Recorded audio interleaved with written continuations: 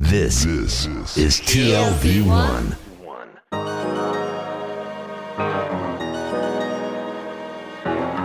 The Tel Aviv Review.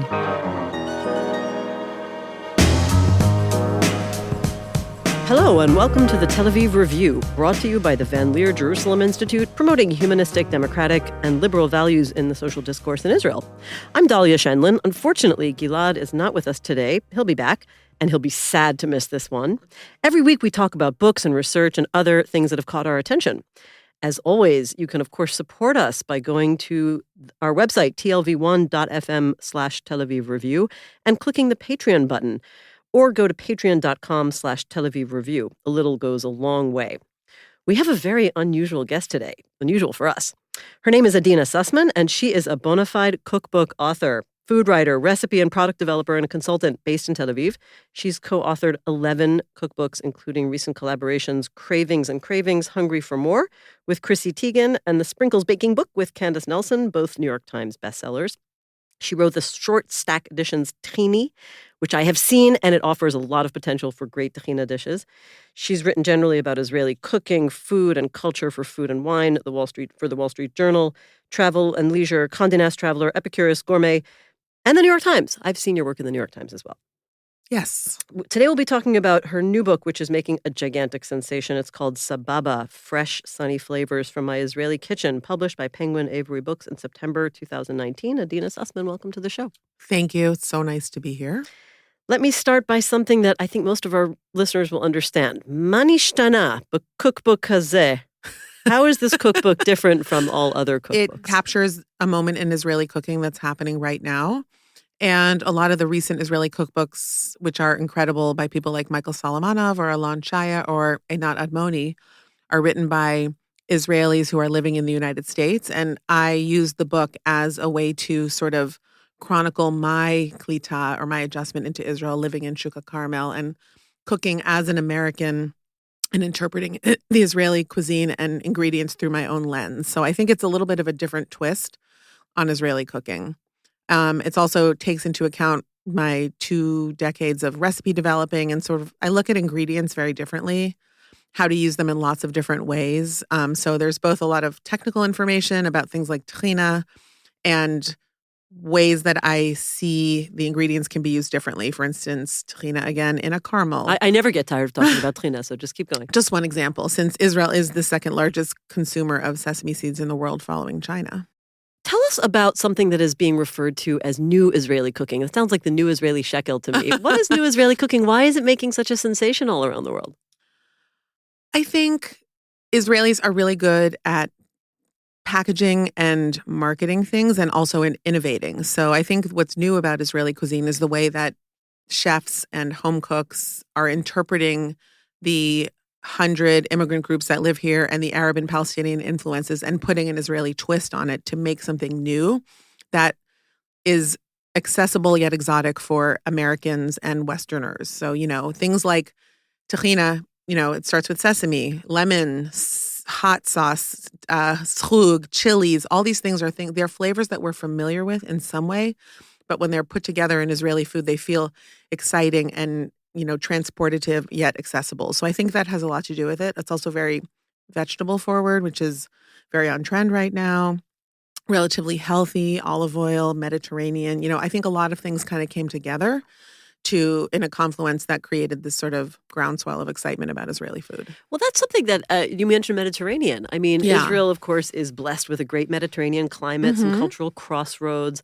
You open with, as our mutual friend Dina Kraft put it, she's an occasional guest on the show, a love letter to the shuk, yes, to the marketplace. What makes this uniquely Israeli? I mean, could we say the same thing about these wonderful ingredients? If we were writing this about food from Greece or Italy or Turkey, why is Israeli food sort of different? I think we could. I think one of the reasons Israeli food is so popular is because there was an absence of it in New York as far as restaurants or in the media. Greek food has been around for decades. A Greek salad. We all grew up in Greek diners. We love it. We love Greek grape leaves, grilled fish, lemon, very simple. So, 20 years ago, there were no Israeli restaurants to speak of in New York, except for maybe true. a kosher. 20 years ago, I was stuck going to the symposium on the Upper West Side, for occasions. And then all of a sudden, about 15 years ago, a little hummus place called Hummus Asli opened in Nolita. And then Einat Admoni started opening falafel joints in New York that are very, very well received. And then Michael Solomonov opened Zahav in 2008. And, before that, people's perception of Israeli food was maybe hummus, shawarma, and skewers, shipudim, with a lot of salatim in a very traditional setting, often kosher, and sort of traditional. And this new wave is really modernizing and freshening the way it looks, the way it tastes, and the way it's presented as well. Well, that's the thing. There's been a sort of a gourmet or precious revolution in a way. When I first, started spending time in Israel in the mid-90s, it was all about traditional food. And as you're saying, and now that we're thinking about like the comparison to Italian or Greek restaurants, they excel at providing Americans with the most traditional dishes. But I think that what happened here is suddenly, we got away from the falafel and shawarma and hummus and started creating new versions. So new versions, we did and we didn't. I mean, I think one of the things that's going on that started in Israel is the quality revolution. Israel used to be sort of an island unto itself. There wasn't as much expendable income for people. People didn't travel extensively until the 90s. Chefs didn't travel all over the world to train at Michelin star restaurants. The internet didn't exist. Israel was a smaller, more closed place. One television station. Exactly, one television. When I moved to Israel in 1993 for 5 years, I worked for the first commercial TV station, which was a real revolution in media here.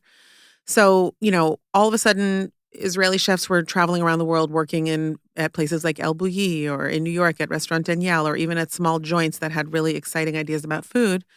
And they saw the chefs taking pride in local green market seasonal cuisine. And they were like, hey, wait a minute. This is kind of the way that Israelis instinctively have been eating forever.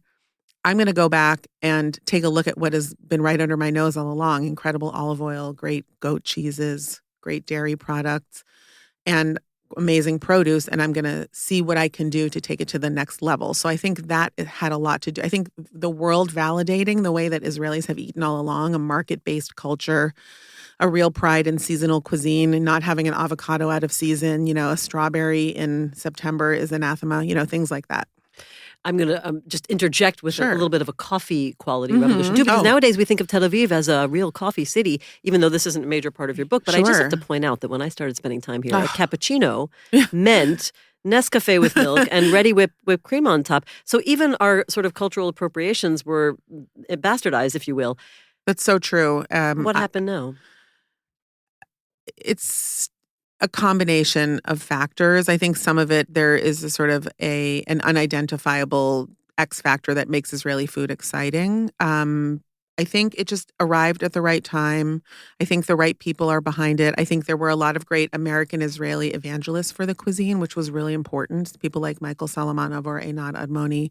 And even earlier people, in 2000, Thomas Keller came to Israel to participate in some very fancy dinner that was more about fine dining. It was a little bit before the modern Israeli revolution was happening, but they were collaborating with people like Chaim Cohen, who had one of Israel's celebrity first, chef. Right? The fine dining scene in Israel or the restaurant revolution really kicked into gear in the 90s. And I think that laid the groundwork for this movement, which is actually quite casual. The thing that's so wonderful about eating in Israel, and especially in Tel Aviv, is how high the quality of the food is and yet how unbuttoned the scene is. You can go a T-shirt is a tuxedo in Israel as long as it's clean and that's sort of. Sorry, that's just such a pithy line. I love that.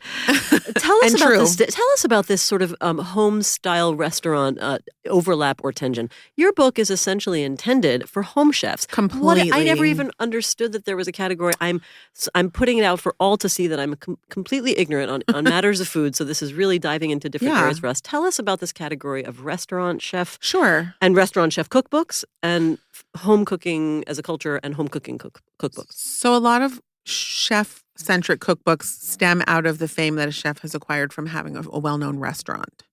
And a lot of the dishes come from that background, and therefore they could have, a traditional restaurant kitchen which is based on a famous system of cooking called the brigade system, which was created by Escoffier like hundreds of years ago. Sounds kind of militarist. Very much so. Yes, until recently that was very true in restaurant kitchens. But there was a sauce station, a grill station, a cold station, and all of those stations could be involved in the creation of one dish. I mean, you don't have that luxury at home, and you don't want to have that luxury. You just want to get home, pull together some amazing things, and make a fabulous dinner. And, my intention since the beginning of my cooking career has been to be a home cook for home cooks. I got into the cooking game a little bit later, and as food media sort of ascended in the late 90s, 2000s, I was 30 years old, and I hadn't been cooking in restaurants since I was a teenager, which is the hallmark of a lot of great chefs. There's also a lot of muscle memory involved in being able to stand on your feet for 16 hours that you develop when you start doing it as a teenager. But I always wanted to. Yeah, actually, that's exactly the profile of a friend of mine who I'm going to give shameless props to, Rima Olvera, who is a chef here. And she really did start at the age of 14, as she likes to say. I think most of the great ones do in the restaurant setting. And I don't even call myself a chef. I call myself a cook because I feel like that is something that should be reserved for people who have trained and who run a staff in a kitchen day in and day out, which is an incredible, incredible talent. I have developed thousands of recipes for the home kitchen, and it is a different game. It's a different thing, and it has a different end user. So when a restaurant chef creates a cookbook, typically they'll bring in somebody like me to help them create the book and to translate the recipes for a home cook, to simplify them, to make sure that all the ingredients are accessible to the average end user who's shopping from a Trader Joe's or a Kroger's or even with less resources than that. And that was one thing that was really important to me when I wrote Sababa, was that, no matter where you are in the United States, you could pretty easily get most of the ingredients. And I definitely did a lot of hard editing of myself to leave out things that I wanted to put in that I felt like people wouldn't be able to make. I hate cookbooks where you look through it and 50 of the 100 recipes are things that you can't make for whatever reason. This sounds like an unspoken critique of our favorite Israeli celebrity chef, Ottolenghi, where I think the only criticism I've ever heard of Ottolenghi's books, and Ottolenghi and Tamimi, is that the ingredients are complicated and hard to find, and you have to go searching, and then there are a million of them. Was that conscious, or is just what you do and how you live your life? And it was conscious, not as a reaction to Yotam and Sammy, whose books really paved the way for, and I failed to mention them earlier, but paved the way for what I and many other people have been able to do. But yeah, I hear from people all the time, I don't want a potchki in the kitchen. So the idea is for people to feel like they're making something special and even to invest in what they're making, but for it to feel fun and for something that everyone can do. I mean, how many times have you looked through a book where you'll flip past a page just because there's one thing that you feel like you can't find or don't want to make? You don't want to know what I do in that situation. I just leave it out and substitute it for something that I've invented. That's great. I think, recipes are suggestions and not hard and fast rules. I think everyone should interpret my recipes and make them their own. And my favorite thing to see on Instagram is people posting the recipe and making their own swap-ins or their own replacements for health reasons or for taste reasons. This brings me to my next question. It's a great segue. I want to know about to what extent you were trying to take classic Israeli dishes, which many of which come from other countries, and provide new twists, or were you trying to develop brand new things, or both?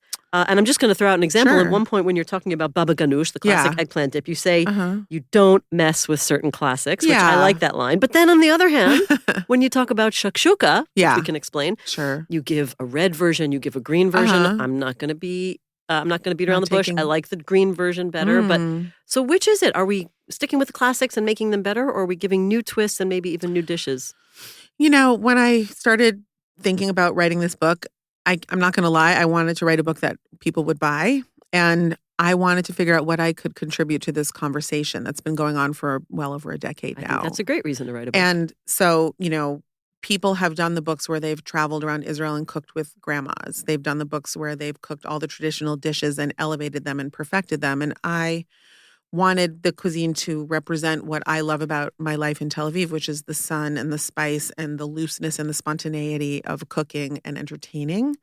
And I wanted to bring something new to the table. So, a roasted pepper salad, that's going to be pretty straightforward. I like to make sure that people are armed with techniques so that everything that they make comes out really well. My recipes are very detailed, but very conversational and casual. It doesn't feel like a technical writing manual. That But there's is a lot very of technical true. information in You know, there. reading it, you sort of feel like you're having a conversation. I sort of felt like I was having a conversation Yes. with you because I don't know, you were telling stories about how you came across certain ingredients and dishes, and I was thinking, I've been in that situation, and I could almost Yeah. imagine having that conversation. Yeah, so that's having read and written many books, that was something that was really important to me. But yes, I definitely set out with the intention of, a frika salad, a frika grain dish You might need to tell our listeners what frika is. Frika is a smoked young green wheat that is typically found in the Palestinian kitchen, and now has become very popular all over the world and in Israeli cuisine as well, although Israelis call it friki, and many of them still don't know what it is. But, a frika grain treated as sort of like a grain salad with a lot of fresh produce and herbs is a little bit of a tweak on the more traditional version, which is warm and a little sticky and incredibly delicious, served with, any manner of Arab or Palestinian dishes. So I wanted to make sure that I gave credence to the original, which is always important when we're talking about cultural appropriation of recipes, and make sure that people know where frika comes from. But also feeling that because I honored it, that I could take some liberties and update it and freshen it up a little bit. So that was kind of my intention with the whole book. I think I need to go back to shakshuka and just find out the verdict. First of all, I'm just going to assert that green is cool. But what about the egg yolks? Runny, hard? We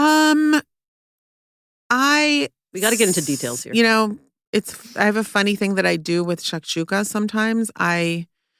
After I make it, sometimes I remove the egg portion because I feel like if you leave the runny yolks in the pan and then want to refrigerate it, you could be dealing with some issues of, food safety. So sometimes I'll cook it how people want it, which is runny, or actually I like to do it so some of the yolks are runny and some of them are more well done. Oh, which that's very sophisticated. But it kind of happens on its own.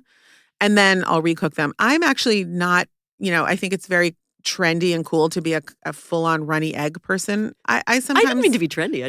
I sometimes like my eggs a little bit firmer. So I like I'll do like ayin hafucha, which is like a over easy egg, but I call it over easy medium. Like I don't like it that it's just pure liquid. Okay, but we're allowed to take liberties. Are there any recipes in the book that are completely invented just based on what you consider a local Israeli style and ingredients, but have no roots in traditional cooking? That's a really good question. I mean, I don't know if one of the most popular recipes in the book is just like oven roasted cherry tomatoes. That is one of the most popular. How do you know?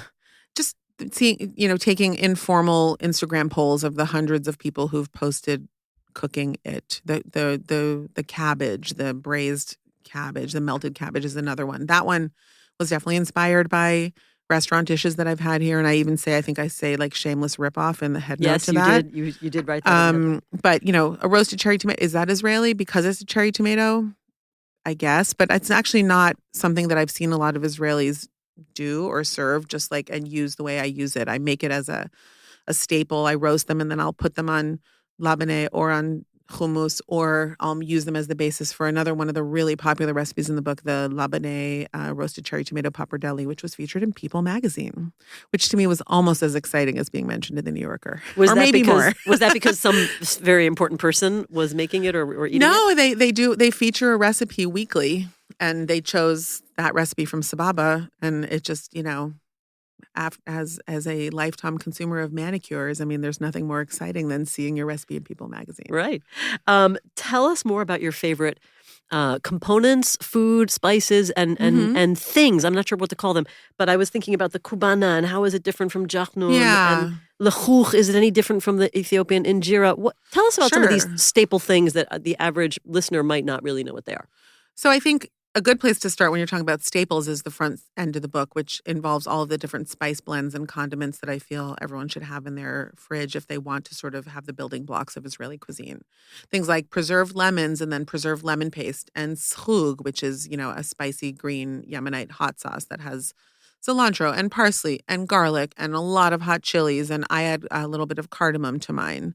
And I feel like if you have 5 or 6 of these things in the side door of your fridge and several of the spice blends that you might be hard to find hawaj in your local supermarket, but if you knew you could make it in 5 minutes and then have a jar of it, that allows you to make my, braised short ribs with kohlrabi mash, or to add it to my mom's overnight chicken soup recipe, or to do whatever you want to do with it.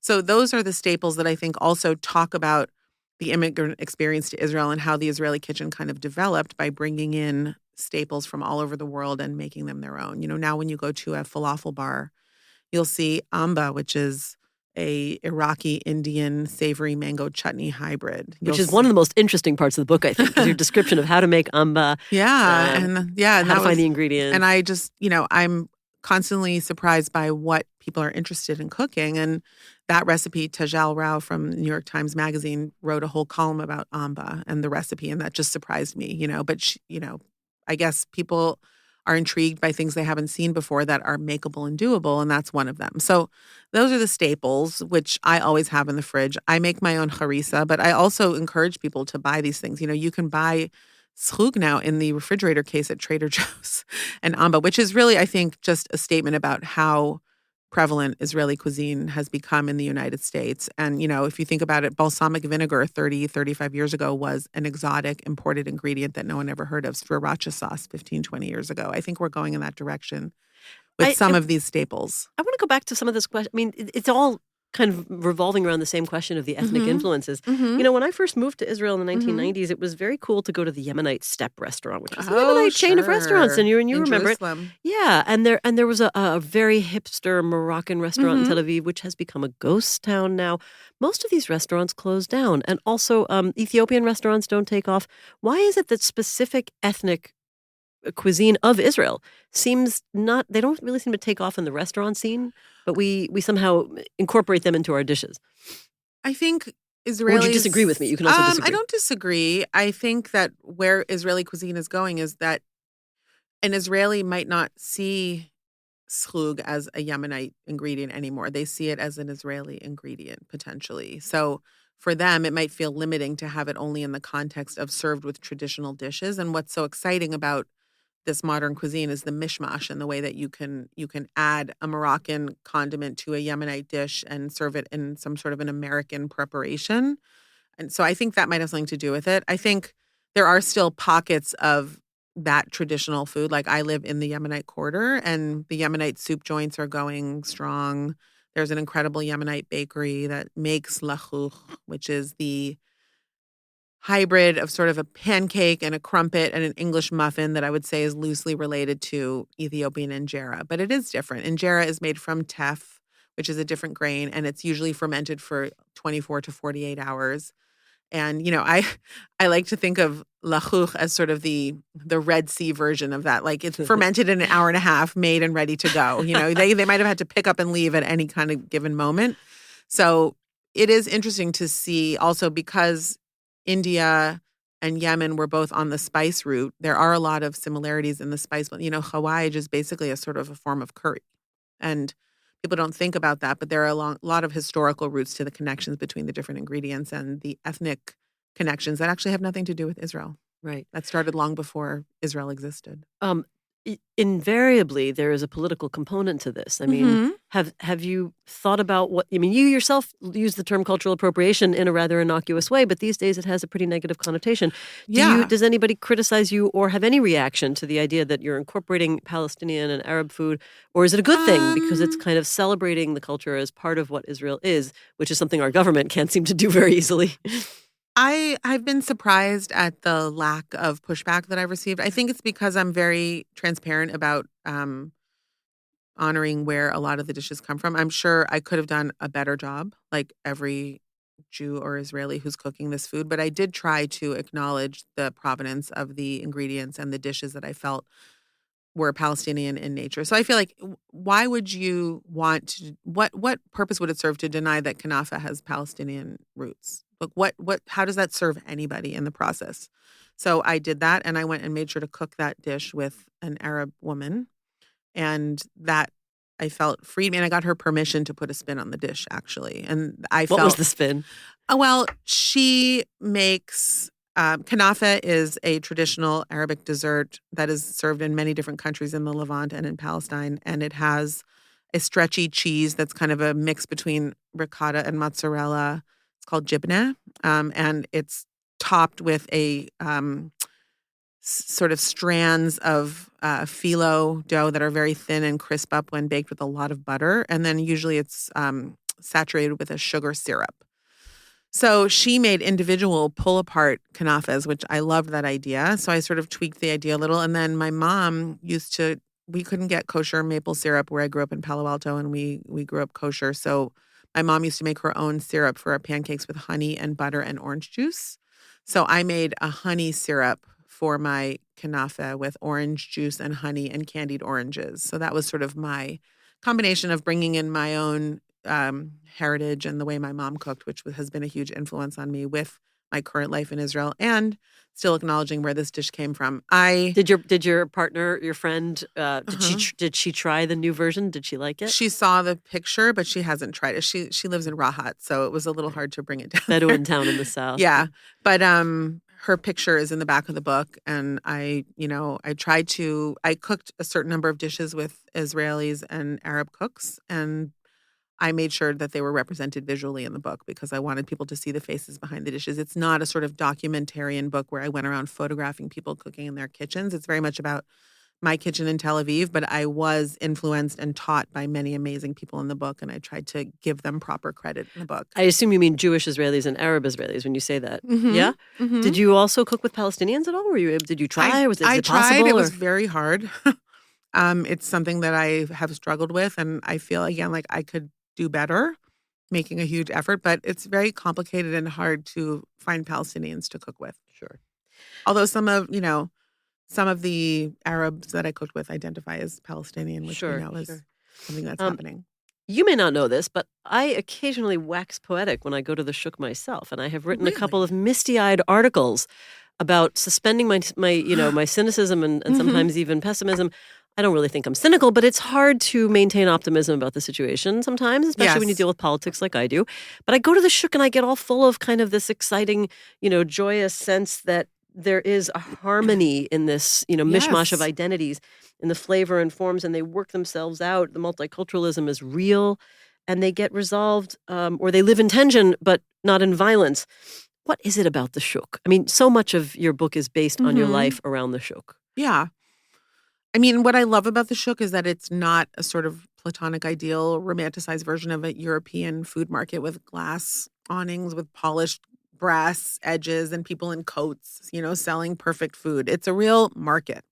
That's true. Those markets tend to feel a little bit sanitized. Yeah. And maybe they don't to the locals. And, a lot of, I think sometimes as American transplants in Israel, we might have a romanticized view of Shuk Carmel. A lot of Israelis find it a little bit over the top and different than it used to be. I like it for a lot of reasons. One, it's so close to the beach. There's a breeze blowing through it all the time. Two, I would say a good third of the vendors are Arab or Palestinian. They don't own the stalls from which they work, but many of them rent the stalls and run them. And I feel that there is a form of daily coexistence that happens in the shuk that is not talked about or addressed because it's actually so normal in the shuk. And on Arab holidays, Muslim holidays like Ramadan, there are a lot of empty stalls in the shuk, and even some of the Jewish-run stalls have less produce because it's delivered by Arabs and Palestinians. So that's something that's very interesting for me personally. I guess I just do like how, for me, the shuk became my community very quickly when I moved to Israel. It was a real grounding influence, and it is a place to see what's seasonal and what's happening in Israel, and also how regular cooks can apply that into their cooking. There are more expensive and more gourmet markets in Israel, or places that you can get cuisine that's more pristine. I think the last and thing we need are more recommendations about how to spend too much money. Yeah, I agree. And, a lot of people argue that the shuk is more pricey than it used to be, but to me it still seems like a good value. And I can get what I want, and I develop relationships with the vendors. And the shuk is changing. There's been a lot of talk about upgrading it and renovating it, sort of the way that Machane Yehuda Market in Jerusalem has changed in the last 10, 15 years. And there are very mixed feelings. There's a lot of fear around that. What do you think? I wouldn't mind if after it rained for 1 minute, you weren't ankle deep in, shuk water. But water, I think, is a generous description for that stuff. It's kind of vegetable mud, isn't it? Right. But conversely, I understand the hesitation to change, a tradition that is almost 100 years old. I always joke that the shuk has the largest number of people who don't want to be photographed in the world. You have asylum seekers from Eritrea and Sudan who might not want to be be seen. You have Haredim who are shopping, who don't like to be photographed. There are Palestinians who, for a variety of reasons, might want to be photographed. There are a lot of vendors who may not be paying their taxes or want to be identified as owning a business. So it's just so funny. You have to focus your camera on the ingredients.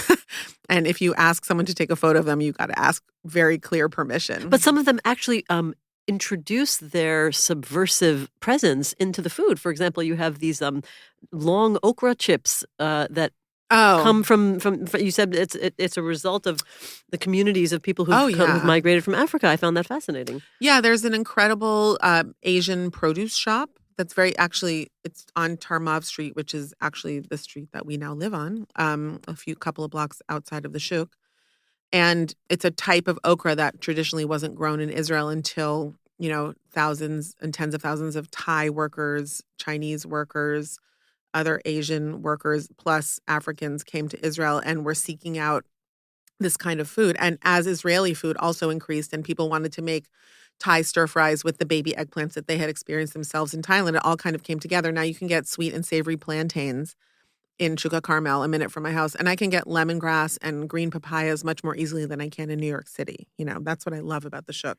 That's fascinating because I was reading a review that you wrote of Toni Tipton Martin's cookbook Jubilee in the New York Times, and you had a beautiful line where you talked about how she reframes African-American cooking, and you referred to it as holding promise for a possible more equitable future where credit is given, where credit is due. And you even spoke of her revolutionary grace, which I thought was a beautiful phrase. And I wonder if you think that somehow the different cultures that manage to come in, some of them rather subversively, some of them don't want to be photographed, but they bring their cultural influence into the culinary scene.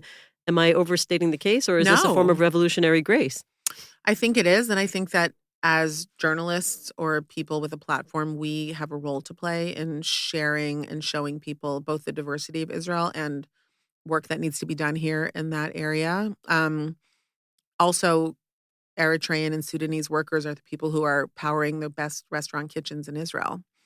And, that is something that doesn't get talked about enough. And it's been a flashpoint politically over the last few years, several different times. And M25, which is our favorite steakhouse right in the Shuk. I could tell because you mention it lots of times in the book. Well, I'm very lazy, and it's literally a minute walk from our home, and we are friends with the chef, but they also do have excellent food. And it has nothing to do with the fact that it's super trendy? Actually, I don't find the food there that trendy. The food is good, but the place is trendy. But I guess I shouldn't hold that against them. I'm also very, this has happened to me many times because I'm American and haven't lived in Israel my entire adult life. I often don't know who the Israeli celebrity who's sitting next to me eating is. So, but I think of M25 as an upgraded neighborhood restaurant. And we don't go there on Fridays when there are, hundreds of people trying to get in. Although our little corner of the Shuk is changing immensely. In the last month alone, a pop-up cocktail bar opened, a pizza joint opened, a fish restaurant open, and more restaurants are opening, and they are threatening some of the traditional culture of the Shuk because, for instance, the pizza place is in a former chicken butcher, and, that's happening. And, I feel that Machane Yehuda in Jerusalem, there's a lot less produce to buy than there was 25 years ago when I lived there. There are a lot of great things to eat and clothes to buy and fun things to purchase and experience, but it's a different experience than being a produce market. Right. It's interesting. I guess I would wrap up by proposing my following characterization of what's happening in your book, which is the understanding that Israel, the best thing about it, as seen through the food, is this total riot of cultures coming together from all sorts of places.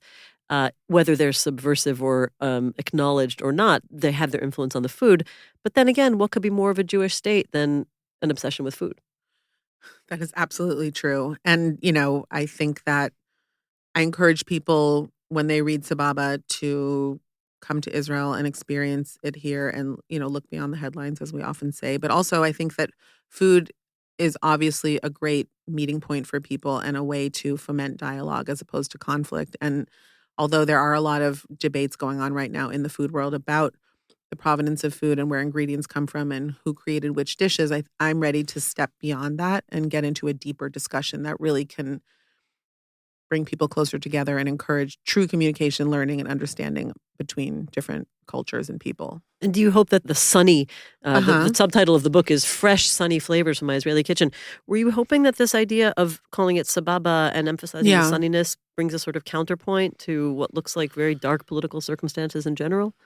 Around our neighborhood and other neighborhoods, too. I think so. I mean, I tend to shy away from traditional politics in my cooking. That's not my style, and that's also not the way that I advance what I am hoping to advance. Traditional politics hasn't served us so well lately, so I guess I welcome this.